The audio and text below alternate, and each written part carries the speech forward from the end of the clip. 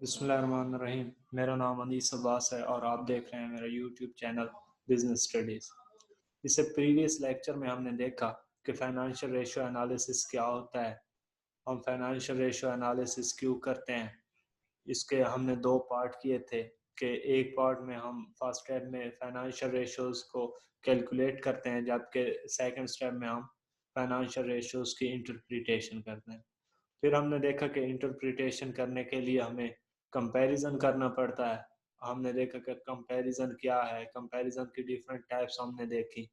उसके बाद हमने कुछ प्रिकॉशंस देखी थी कि फाइनेंशियल रेशियो एनालिसिस परफॉर्म करने से पहले कुछ चीज़ें हमें माइंड में रखनी चाहिए। उसमें सिक्स सिक्स प्रिकॉशंस हमारे पास होते हैं।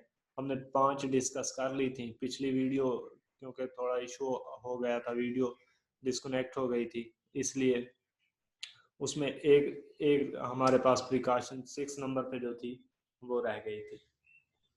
तो अब मैं सबको ही दोबारा एक्सप्लेन कर देता हूँ, सिंपल सिंपल सा ही बता देता हूँ। हमारा पहला स्टेप होता है कि फाइनेंशियल रेशोज जो जब हम कैलकुलेट कर रहे होते हैं तो सबसे पहले है कि कोई सिंगल रेशो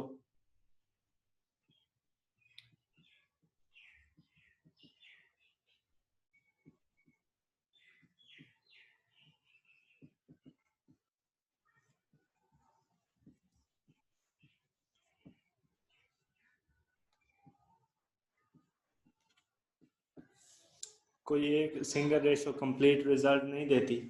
दूसरा है कि लार्ज डेविएशन अगर आ जाए,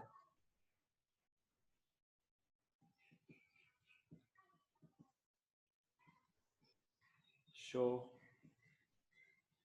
प्रॉब्लम।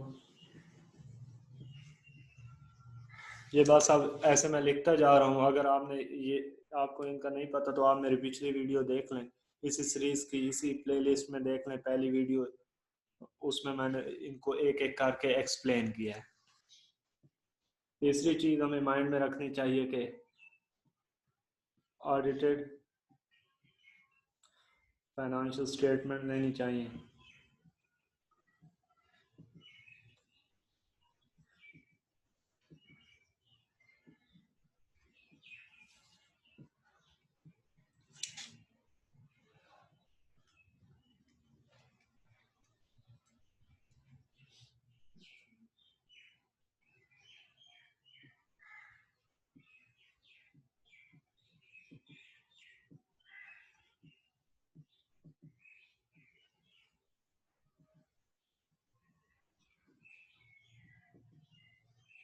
पहली है कि हमें कोई सिंगल रेशो कंप्लीट रिजल्ट नहीं देती।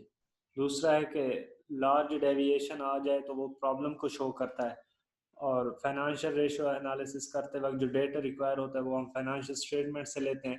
फाइनेंशियल स्टेटमेंट हमें जो ऑडिट हो चुकी होती हैं उनसे प्रेफर करना चाहिए, उनसे लेना चाहिए और सेम पॉइंट पे लेना चाहिए। यानी अगर हम दो ऑर्गेनाइजेशन का कंपैरिजन कर रहे हैं और एक ऑर्गेनाइजेशन की फाइनेंशियल रेशियोज हम सीजनल टाइम टाइम पे ले रहे हैं, जबकि दूसरी की सीजन से हट के ले रहे हैं, नॉर्मल हालात में ले रहे हैं, तो इससे हमारा जो रिजल्ट होंगे वो उन पे इफेक्ट जाएगा।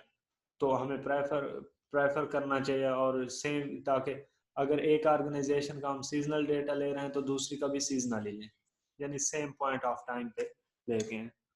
पांचवा है हमारे पास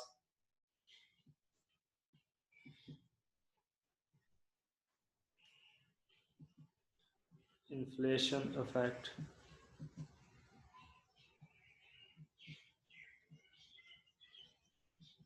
के इन्फ्लेशन का इफेक्ट हमें ये भी एडजस्ट करना चाहिए। और छठे नंबर पे जो हमारी रह गई थी कि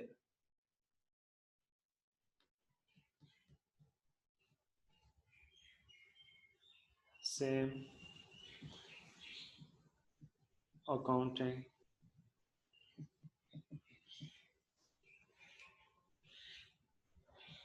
प्रिंसिपल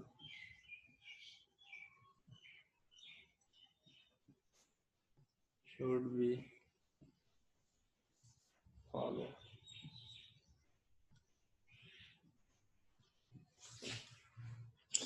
कि अगर हम दो ऑर्गेनाइजेशन, लेट्स सपोज एक ऑर्गेनाइजेशन ए है, दूसरी ऑर्गेनाइजेशन बी है, इनके दरमियान हम कंपैरिजन कर रहे हैं, तो हमें जो फाइनेंशियल स्टेटमेंट इसकी लेनी है, उन उनमें जो अकाउंटिंग प्रिंसिपल यूज किए गए हैं या अकाउंटिंग मेथड यूज किया गया है और इसमें किया गया है वो सेम होना चाहिए। लेट्स सपोज इसमें आपने इन्वेंट्री को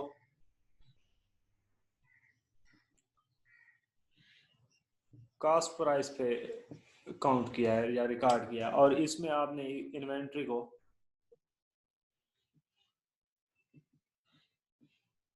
सेल प्राइस पे रिकॉर्ड किया, तो इससे हमारे रिजल्ट चेंज हो जाएंगे फिर।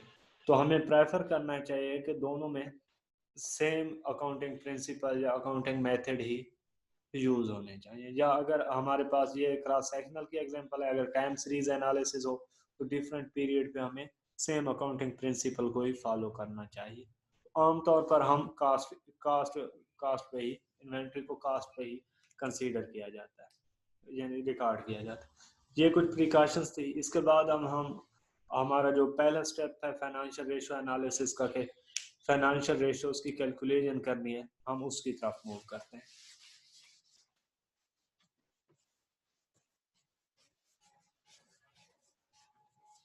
यानी फाइनेंशियल रेशियो एनालिसिस में हमारे पास दो स्टेप थे ना, कि एक कैलकुलेशन ऑफ फाइनेंशियल रेशियोज और दूसरा था इंटरप्रिटेशन ऑफ फाइनेंशियल रेशियोज। तो पहला है कि कैलकुलेशन हम कैसे करते हैं, हम कैलकुलेशन को ही स्टार्ट करते हैं। हम देखते हैं कि फाइनेंशियल रेशियोज की टाइप्स होती हैं डिफरेंट।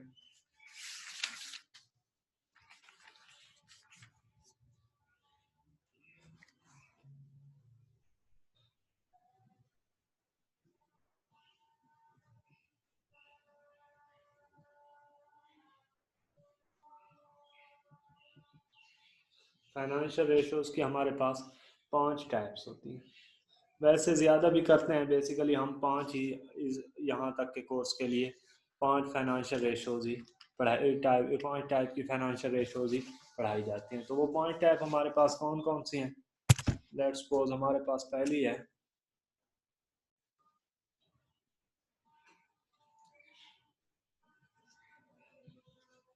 Liquidity ratios.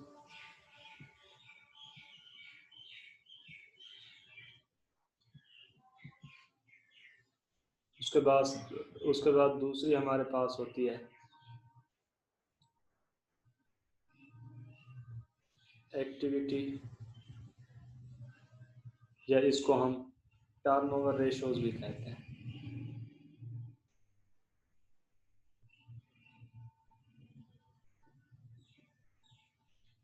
और तीसरी हमारे पास होती है डेट रेशियोज।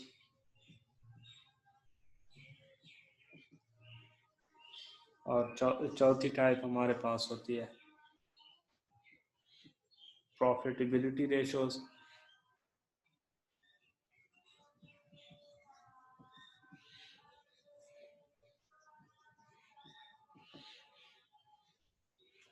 और 5वें नंबर पे हमारे पास आती हैं मार्केट रेशियोज।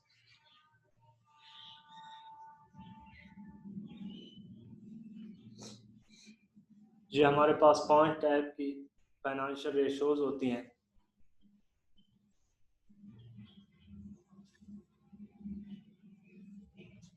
लिक्विडिटी रेशियोज पहले नंबर पे है, फिर है हमारे पास टर्नओवर या एक्टिविटी रेशियोज भी इसको बोलते हैं। उसके बाद डेट रेशियोज होती हैं। डेट रेशियोज के बाद हम प्रॉफिटेबिलिटी रेशियोज देखते हैं, और फिर हम मार्केट रेशियोज देखते हैं। ये बेसिक क्लासिफिकेशन होती है फाइनेंशियल रेशियोज की। इसके बाद हम मजीद लिक्विडिटी रेशियोज में आगे मजीद डिफरेंट रेशियोज हैं। इसी तरह एक्टिविटी या टर्नओवर रेशियोज में भी डिफरेंट फाइनेंशियल रेशियोज होती हैं, और बाकी में भी आगे डिफरेंट फाइनेंशियल रेशियोज होती हैं। अब हम इन्हीं फाइनेंशियल रेशियोज को, इन्हीं कैटेगरीज को एक एक करके डिस्कस करेंगे। हमारी आज की इस वीडियो में, हमारे आज के इस लेक्चर में हम लिक्विडिटी रेशो से स्टार्ट करेंगे। देखेंगे कि इसमें कितनी फाइनेंशियल रेशोज होती हैं, उनको कैसे कैलकुलेट करते हैं और उनकी इंटरप्रिटेशन कैसे करते हैं। और अगली वीडियोस, आने वाली वीडियोस में एक एक करके हम बाकी 4 टाइप्स जो हमारे पास कैटेगरीज हैं उनको भी डिस्कस करेंगे। तो आज हम स्टार्ट करते हैं कि लिक्विडिटी रेशोज क्या होती हैं।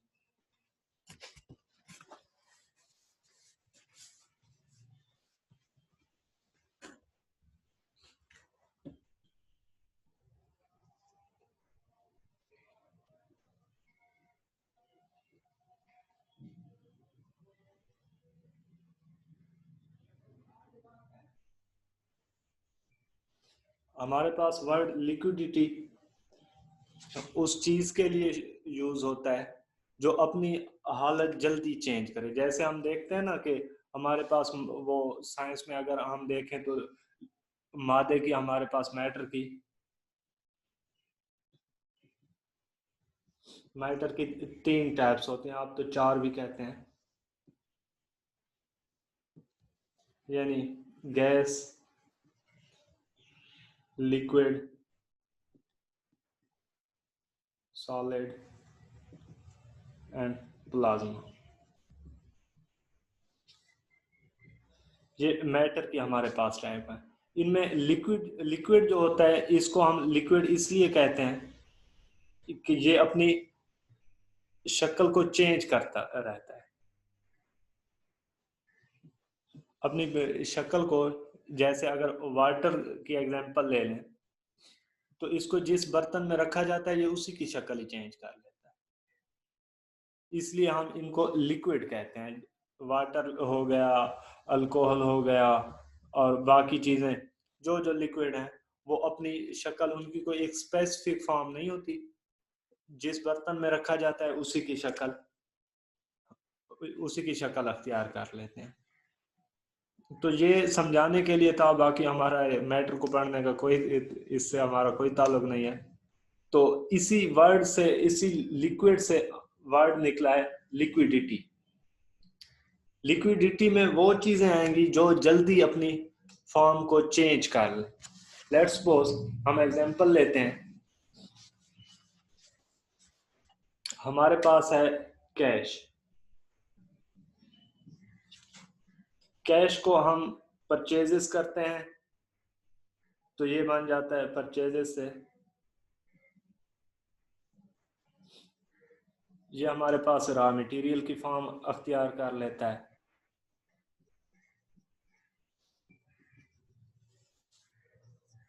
जब रॉ मटेरियल पे मजीद हम कैश लगाते हैं, यानी लेबर वगैरह रिसोर्सेज लेके आते हैं, इसको ट्रांसफॉर्म करते हैं सेमी फिनिश गुड्स में।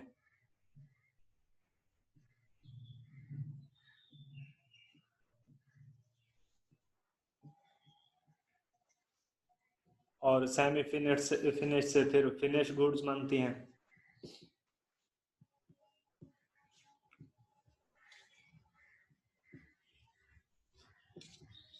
और इसकी फिर हमारे पास सेल होती है।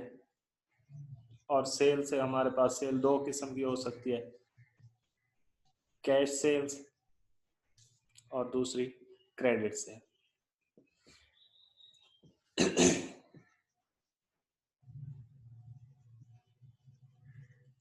ये तो कैश बन गई। अब ये क्रेडिट सेल भी, जब हमें अकाउंट रिसीवेबल ये हमारे होते हैं, जब हमें अमाउंट रिसीव होती है तो ये फिर कैश बन जाती है। तो अगर आप इस सारे प्रोसेस में देखें तो पहले शुरू में कैश थी, उसने अपनी परचेजेज हुई, अपनी फॉर्म को चेंज किया, रॉ मटेरियल बन गई, रॉ मटेरियल से फिर कैश मजीद इन्वेस्ट हुई तो सेमी फिनिश गुड्स, और फिर फिनिश गुड्स, और फिर उससे सेल हुई तो रेवेन्यू जनरेट हुए, फिर ये कैश बन गई। तो ये अपनी फॉर्म को चेंज कर रहा है। कोई भी एसेट अपनी फॉर्म को जितने जितना ज्यादा जल्दी चेंज करता है हम उसको कहते हैं कि उसकी लिक्विडिटी ज्यादा है। अब अगर देखें आप तो कैश अपनी फॉर्म को जल्दी चेंज कर लेता है। अगर आप देखें इन्वेंट्री को, इन्वेंट्री एक एसेट होता है हमारे पास, ये बनिस्बत कैश डिफिकल्टली अपनी पोजीशन को, अपनी फॉर्म को चेंज करता है। यानी इन्वेंट्री है, उसमें सेल होना है, सेल फिर क्रेडिट बेसिस पे होती है।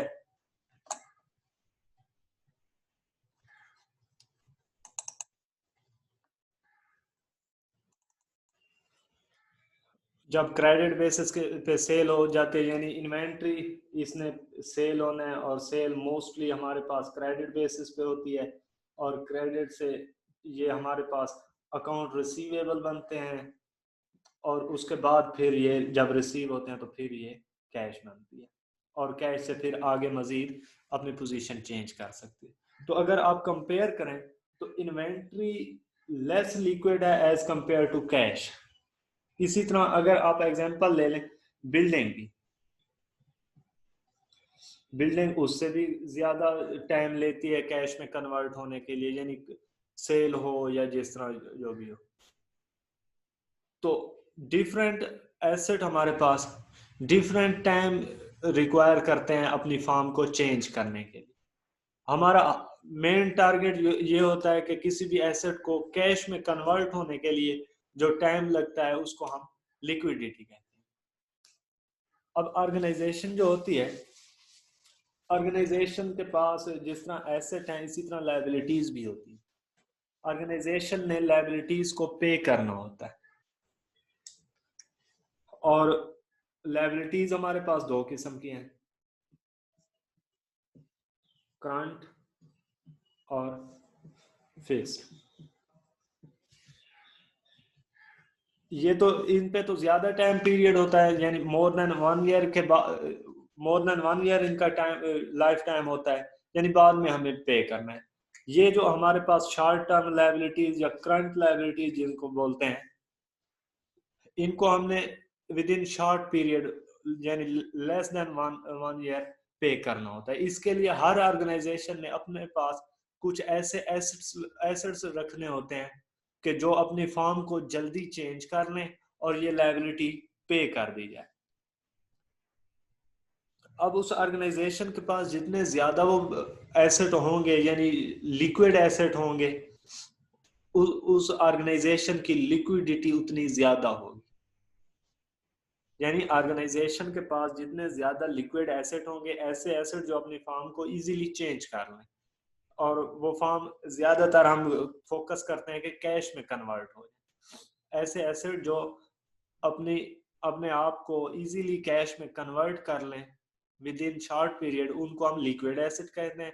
हर ऑर्गेनाइजेशन एक स्पेसिफिक क्वांटिटी में कुछ एसेट रखती है जो कि हमारे पास लिक्विड एसेट होते हैं, ताकि, और वो क्यों रखते हैं, ताकि हम करंट लायबिलिटीज को पे कर सकें। जितने ज्यादा ये हमारे पास लिक्विड एसेट होंगे, उस ऑर्गेनाइजेशन की उतनी ज्यादा ही लिक्विडिटी होगी।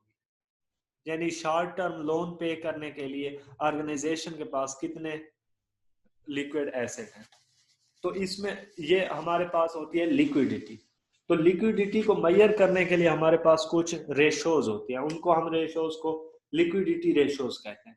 हमारे पास पहली होती है current ratio,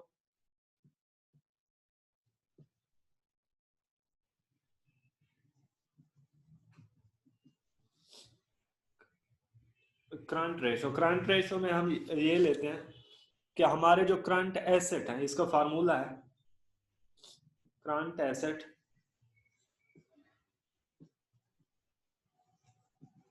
divided by current liabilities. ये हमारे पास आ जाता है करंट रेशो।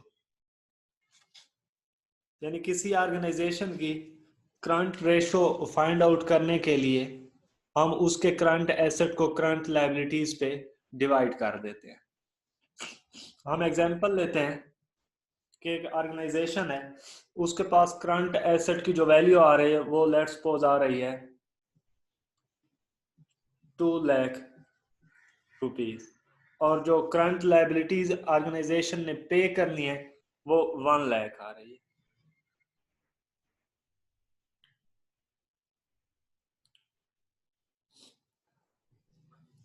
तो अगर इसका हम सॉल्व करें तो ये जवाब इसका आता है 2।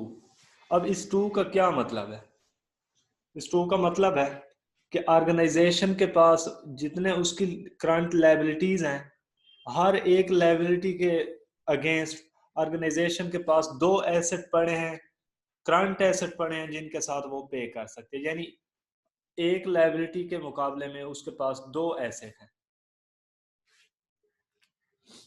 ये हमारे पास करंट रेशो की एग्जांपल है। अब करंट रेशो की ये तो हमने कैलकुलेट कर लिया, ये तो फर्स्ट स्टेप था कि फाइनेंशियल रेशोज को कैलकुलेट कैसे करना है। फाइनेंशियल रेशियो एनालिसिस में दूसरा स्टेप होता है इसकी इंटरप्रिटेशन। अब हम देखते हैं कि ये टू हमारे पास आ रहा है, क्या ये एक्सेप्टेबल है हमारे लिए या एक्सेप्टेबल नहीं है, इससे हमें क्या जज होना है। अब ये डिपेंड करता है उस इंडस्ट्री पे, ऑर्गेनाइजेशन किस इंडस्ट्री में काम कर रही है और ऑर्गेनाइजेशन का नेचर ऑफ बिजनेस क्या है, उस पर डिपेंड करता है कि क्या वैल्यू हमारे लिए एक्सेप्टेबल है, क्या वैल्यू एक्सेप्टेबल नहीं है। लेट्स सपोज हम एग्जांपल लेते हैं कि एक इंडस्ट्री है कि एक ऑर्गेनाइजेशन है, वो प्लान मैन्युफैक्चरिंग इंडस्ट्री में काम करती है, यानी प्लान बनाती है उनको सेल करती है। अब अगर आप देखें तो प्लान तो महीने में एक सेल हो जाएगा या दो सेल हो जाएंगे। अब उसको उस ऑर्गेनाइजेशन को ज्यादा हम उस ऑर्गेनाइजेशन को ज्यादा करंट एसेट अपने पास रखने पड़ेंगे एज कंपेयर टू एक ऐसी ऑर्गेनाइजेशन जिसमें सेल ज्यादा होते हैं। लेट्स सपोज एक ऑर्गेनाइजेशन है जो नीड्स की, यानी कोई फूड आइटम बनाती है, नीड को फुलफिल करती है, फूड आइटम्स बनाती है।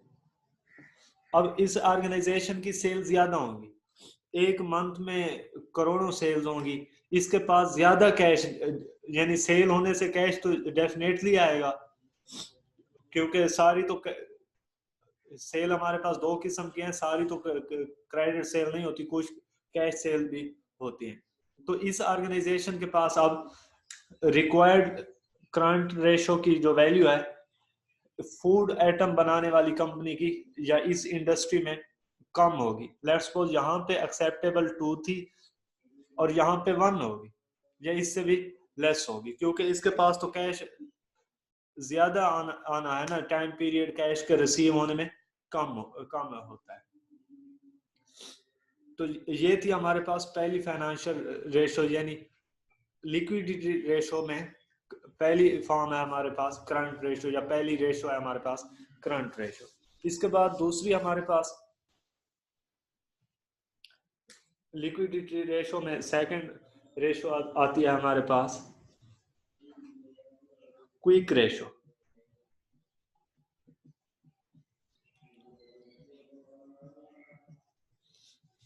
क्विक रेशो का एक और नाम भी है, इसको एसिड टेस्ट भी कहते हैं।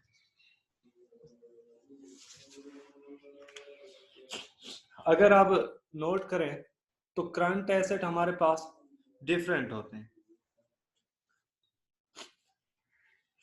लेट्स सपोज हमारे पास ये करंट एसेट की एग्जांपल लेते हैं, कैश भी हमारे पास करंट एसेट है, बैंक बैलेंस भी,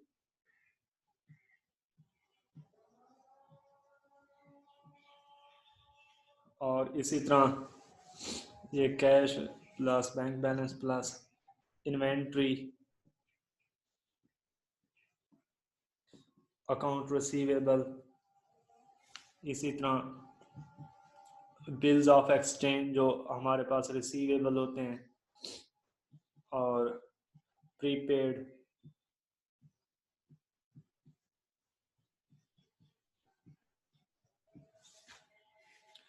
और बाकी भी इसी तरह हमारे पास करंट एसेट हो सकते हैं। अगर आप नोट करें कैश तो ऑलरेडी कैश है, ये तो लिक्विड है, इसको हम एक और नाम देते हैं, ये सबसे ज्यादा लिक्विड होता है। इनको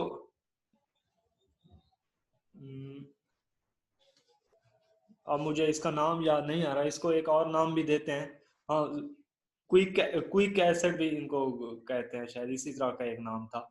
यानी कैश कैश का एक और नाम भी यूज किया जाता है, और वो इसलिए यूज किया जाता है क्योंकि ये अपनी फॉर्म को बहुत जल्दी चेंज करता है। और बैंक बैलेंस है, ये भी मोस्ट लिक्विड है। अब अगर देखें अकाउंट रिसीवेबल भी हमारे पास कैश में जल्दी कन्वर्ट हो जाता है, बिल रिसीवेबल यानी बिल ऑफ एक्सचेंज रिसीवेबल, और बाकी भी हमारे पास करंट एसेट हो सकते हैं। अब नोट करें तो इसमें ये एक इन्वेंट्री जो है और दूसरा प्रीपेड एक्सपेंस जो है हमारे पास, ये दो ऐसे करंट एसेट हैं जो इतना जल्दी कैश में कन्वर्ट नहीं होते। प्रीपेड एक्सपेंस ये हमारे पास ऐसे एक्सपेंस होते हैं जो हम पहले पे कर देते हैं, इनको हम एसेट कंसीडर करते हैं, ये कभी कैश में कन्वर्ट होते ही नहीं, जबकि ये करंट एसेट में काउंट किए जाते हैं। लेट्स सपोज आपने कोई सर्विस लेनी थी, आपने उनको एडवांस पेमेंट कर दी, ये आपका प्रीपेड एक्सपेंस है, वो आपको सर्विस देंगे ना कि वो आपको कैश आपको वापस की जाएगी। तो ये प्रीपेड एक्सपेंस हमारे पास जो है, ये हमारे पास ऐसे करंट एसेट हैं जो कभी कैश में कन्वर्ट होते ही नहीं। और दूसरा है हमारे पास इन्वेंट्री। इन्वेंट्री हमें नहीं पता कि इसकी फॉर्म कौन सी है, क्योंकि इन्वेंट्री हमारे पास तीन किस्म की होती है। एक होती है ओपनिंग स्टॉक जो होता है, क्लोजिंग स्टॉक भी होता है,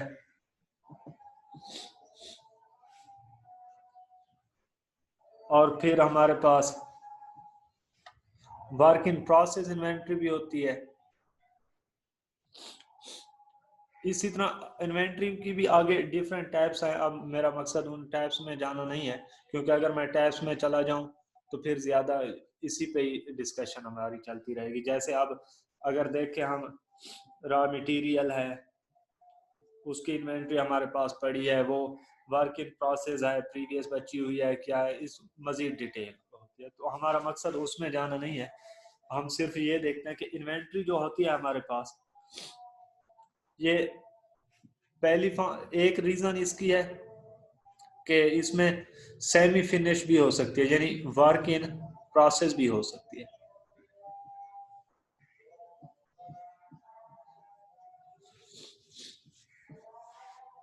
अब इसको कैश में कन्वर्ट करने के लिए पहले इस पे प्रोसेस करना पड़ेगा, यानी इसको फिनिश गुड्स में कन्वर्ट करना पड़ेगा, और इसके बाद इसकी सेल होगी। यानी इन्वेंट्री को कैश में कन्वर्ट करने के लिए जो पहली रीजन हमारे पास जो रुकावट आ रही है, जो टाइम पीरियड बढ़ा रही है, वो है कि एक तो इन्वेंट्री वर्क इन प्रोसेस हो सकती है, यानी वो सेमी फिनिश गुड्स हो सकते हैं, उनको पहले फिनिश गुड्स में कन्वर्ट करना पड़ता है। यानी ये बिजनेस तो इनको यूज कर सकता है, लेकिन आम consumer work in process inventory को यूज नहीं कर सकते। इसी तरह इसको पहले फिनिश गुड में कन्वर्ट करना पड़ता है, फिर इसकी सेल होती है। एक रीजन ये हो गई कि इन्वेंट्री इजीली कैश में कन्वर्ट नहीं होती, क्योंकि वो वर्क इन प्रोसेस भी हो सकती है। और दूसरी रीजन, ये जो सेल होती है हमारे पास, सेल दो किस्म की है, एक कैश सेल्स हो गई और दूसरी क्रेडिट सेल हो गई।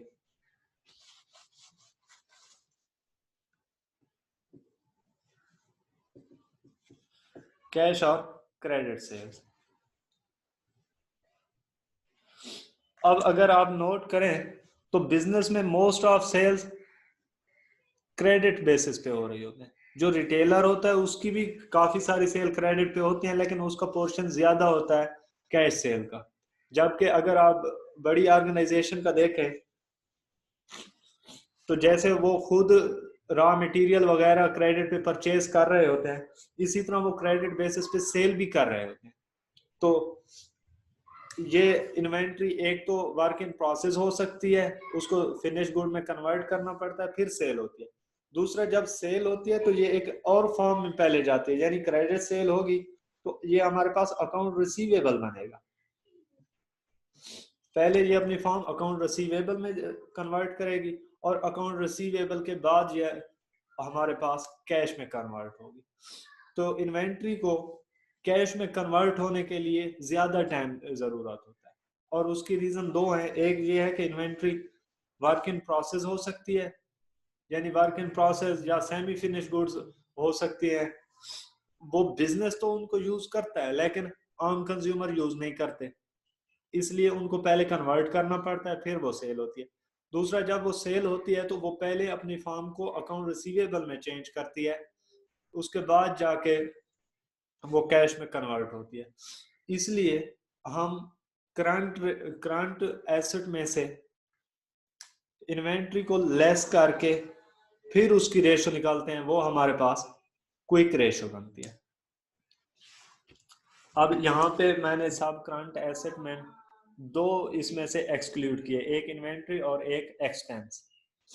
ये इन्वेंट्री अगर करंट एसेट में से लेस की जाए और फिर करंट लायबिलिटीज पे डिवाइड किया जाए तो हमारे पास क्विक रेशो आती है। यहाँ पे देखें करंट रेशो में हमने करंट एसेट को डिवाइड किया था करंट लायबिलिटीज पे। अब अगर इस करंट एसेट में से एक तो हमने इन्वेंट्री को लेस करना है, दूसरा प्रीपेड एक्सपेंस जो कि कभी सेल में कभी हमारे पास कैश में कन्वर्ट नहीं होते, वो भी करंट एसेट में तो इंक्लूडेड हैं। इनको हम इसके बारे में अभी तक हमने कोई थ्योरी देखी नहीं है कि इनको लेस किया जाए, लेकिन वैसे मैंने एक प्रोफेसर से सुना था, इंडियन था वो, उन्होंने कहा था कि प्रीपेड एक्सपेंस को भी हम लेस करते हैं। लेकिन हमारे पास जो बुक्स हैं इंटरनेशनल बुक जैसे ये गिटमैन की बुक है, उसमें ऐसा कुछ नहीं लिखा हुआ, यानी जो फार्मूला है क्विक एसेट क्विक रेशो का, उसमें वो सिर्फ इन्वेंट्री को ही लेस करते हैं जबकि प्रीपेड एक्सपेंस को लेस नहीं करते। तो अब हमारे पास क्विक रेशो का एक फार्मूला बन रहा है, यानी करंट एसेट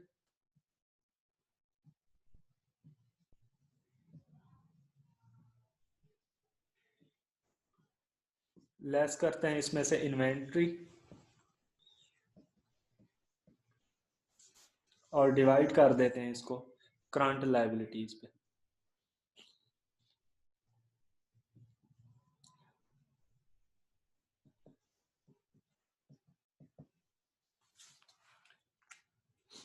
ये हमारे पास फार्मूला बन रहा है क्विक रेशो का, यानी ये इस करंट रेशो से ज्यादा क्विक है ना, क्योंकि इसमें से हमने इन्वेंट्री जो कि इजीली कन्वर्ट नहीं होती थी कैश में उसको तो लेस कर लिया, बाकी प्रीपेड एक्सपेंस होते हैं उनके लिए ना तो हमने अभी तक कोई इसकी थ्योरी देखी है और ना ही फार्मूले में डिफरेंट बुक्स में मैंने देखा है उसमें वो एक्सपेंस प्रीपेड एक्सपेंस को लेस नहीं कर रहे, तो इसलिए मैं सिर्फ ये फार्मूला लिख रहा हूँ। ये दो किस्म के हमारे पास लिक्विडिटी रेशोज हो गए। एक तीसरी किस्म की हमारे पास लिक्विडिटी रेशो होती है, उसको हम कहते हैं एब्सोल्यूट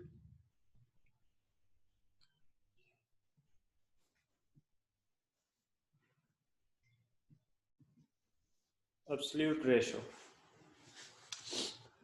अच्छा, ये याद रखना है क्विक रेशो इसको हम एसिड टेस्ट भी कहते हैं। एसिड थोड़ा शार्प होता है ना, तेज होता है, इसलिए हम अब इसमें करंट एसिड में से इन्वेंट्री अगर निकल जाए बाकी तो वो एसिड बचते हैं वो जो फास्टली कैश में कन्वर्ट हो जाते हैं, इसलिए इसको क्विक नाम भी दिया जाता है और एसिड टेस्ट भी।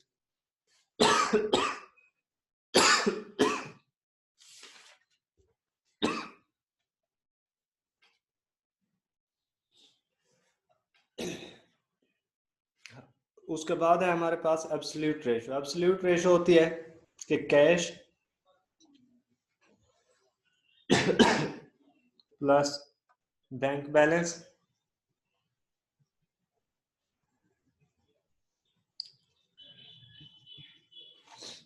Plus marketable securities. इसको मैं थोड़ा यहाँ करके लिख लेता हूँ ताकि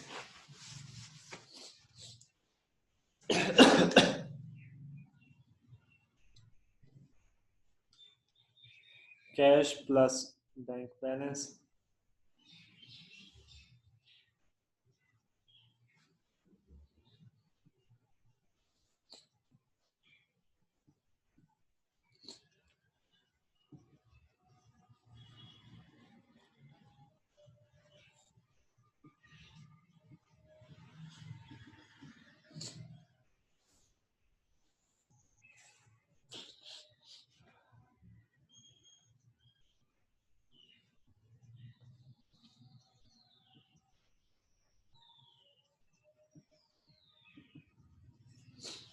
एब्सोल्यूट रेशो में क्या होता है कि cash plus bank balance plus marketable securities. Marketable securities को कौन सी हो सकती हैं? ये दूसरी ऑर्गेनाइजेशन के शेयर भी हो सकते हैं, ये ऑर्गेनाइजेशन ने किसी और ऑर्गेनाइजेशन के बॉन्ड्स भी परचेज किए हुए हो सकते हैं, यानी कोई भी मार्केटेबल सिक्योरिटी, ऐसी सिक्योरिटीज जो इजीली कैश में कन्वर्ट हो जाए, क्योंकि ये शेयर और बॉन्ड इजीली सेल हो जाते हैं ना, जल्दी कैश में कन्वर्ट हो जाते हैं।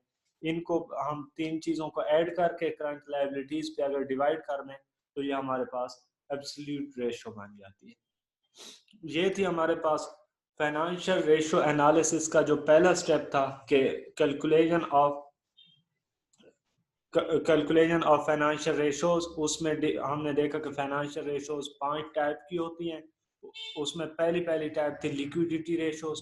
हमने लिक्विडिटी रेशोज देखा कि इसमें मजीद 3 किस्म की रेशोज होती हैं, एक करंट रेशो है, एक क्विक रेशो है और एक एब्सोल्यूट रेशो है। करंट रेशो हमने current asset divided by current liabilities फार्मूले से फाइंड आउट किया, और जबकि क्विक रेशोज हम करंट रेशो वाले फार्मूले में से जो करंट एसेट हमने लिखा था इसमें से इन्वेंट्री को लेस कर लेते हैं, हमारे पास क्विक रेशो बन जाती है। और उसके बाद एब्सोल्यूट रेशो है कि करंट एसेट जो हमारे पास थे, हम सारे करंट एसेट नहीं ले रहे हैं, सिर्फ कैश लेते हैं, बैंक बैलेंस लेते हैं और मार्केटेबल सिक्योरिटीज लेते हैं और डिवाइड कर देते हैं करंट लायबिलिटीज पे। ये हमारे पास एब्सोल्यूट रेशो बन जाती है। जिस तरह हमने इसका करंट रेशो का देखा था, एक वैल्यू आई थी, उसका हमने देखा कि ये एक्सेप्टेबल है या नहीं है। वो डिपेंड कर रहा था कि इंडस्ट्री ऑर्गेनाइजेशन की क्या है, बिजनेस की नेचर क्या है, यानी इसी तरह के डिफरेंट फैक्टर थे। इसी तरह बाकी क्विक रेशो में भी वही फैक्टर हो सकते हैं और एब्सोल्यूट रेशो में भी वो फैक्टर हो सकते हैं, यानी इंडस्ट्री ऑर्गेनाइजेशन की कौन सी है या फिर ऑर्गेनाइजेशन की नेचर ऑफ बिजनेस क्या है, उसकी बेस पे एक वैल्यू फाइंड की जाती है।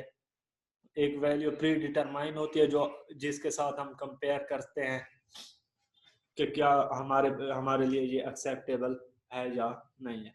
तो ये थी हमारे पास लिक्विडिटी रेशोज। हम इस लेक्चर को यहीं पे वाइंड अप करते हैं। इससे नेक्स्ट आने वाली वीडियोस में हम second type of financial ratio analysis, ratios की जो सेकंड टाइप है कि लिक्विडिटी सॉरी टर्नओवर रेशो या एक्टिविटी रेशोज जो हमारे पास हैं, हम उनको डिस्कस करेंगे। अब उसको मैं इस वीडियो में डिस्कस नहीं कर सकता क्योंकि वो तकरीबन 7-8 हैं, तो ज़्यादा टाइम लगेगा और ये वीडियो लेंथी हो जाए। तो तब तक अल्लाह हाफिज़, अपना ख्याल रखिएगा। अब यहाँ पे अगर आपको कोई चीज़ समझ नहीं आती तो कमेंट सेक्शन में जाइए, कमेंट कीजिएगा, मैं आपको रिप्लाई दूंगा और आपको एक्सप्लेन कर दूंगा, समझा दूंगा। खुदा।